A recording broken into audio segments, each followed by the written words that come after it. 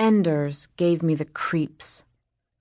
The doorman flashed a practiced smile as he let me into the body bank. He wasn't that old, maybe 110, but he still made me shudder. Like most Enders, he sported silver hair, some phony badge of honor of his age. Inside, the ultra-modern space with its high ceilings dwarfed me. I walked through the lobby as if gliding through a dream, my feet barely touching the marble floor. He directed me to the receptionist, who had white hair and matte red lipstick that transferred to her front teeth when she smiled. They had to be nice to me there, in the body bank, but if they saw me on the street, I'd be invisible. Forget that I had been top of my class, back when there was school. I was 16, a baby to them. The receptionist's heels clicked and echoed in this stark space as she took me to a small waiting room, empty except for silver brocade chairs in the corners. They looked like antiques, but the chemical scent in the air belonged to new paint and synthetics. The so-called nature sounds of forest birds were just as fake. I glanced at my frayed sweats and scuffed shoes. I had brushed them as best I could, but the stains would not go away. And because I had tramped all the way to Beverly Hills in the morning drizzle, I was also wet as a lost cat. My feet hurt. I wanted to collapse into a chair, but I didn't dare leave a damp butt mark on the brocade. A tall Ender popped into the room, interrupting my little etiquette dilemma. "Callie Woodland?" He looked at his watch. "You're late." "Sorry, the rain." "It's all right. You're here." He extended his hand. His silver hair seemed whiter in contrast to his artificial tan. As his smile broadened, his eyes widened, making me more nervous than usual with an Ender. They didn't deserve to be called seniors, as they preferred, these greedy old fogies at the end of their lives. I forced myself to shake his wrinkled hand. "I'm Mr. Tenenbaum. Welcome to Prime Destinations." He wrapped his other palm over mine. "I'm just here to see..." I looked around at the walls, like I'd come to inspect the interior design. "How it all works? Of course. No charge for that."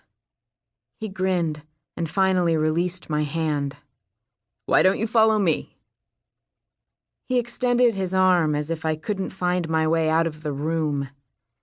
His teeth were so bright, I flinched a little when he smiled. We walked down a short hallway to his office. "Go right in, Callie. Have a seat by the desk." He closed the door. I bit my tongue to keep from gasping at the total extravagance inside. A massive copper fountain flowed with endless water alongside one wall. The way they were letting this clear, clean water fall and splash, you'd think the stuff was free.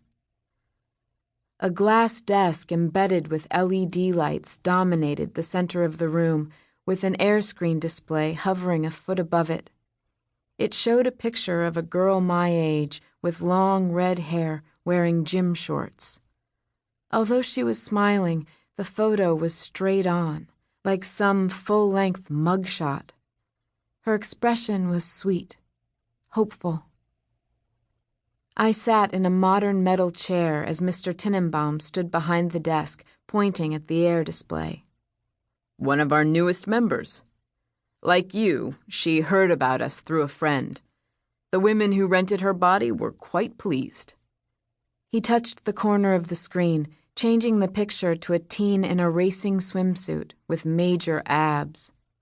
"This fellow, Adam, referred her. He can snowboard, ski, climb. He's a popular rental for outdoorsy men who haven't been able to enjoy these sports for decades."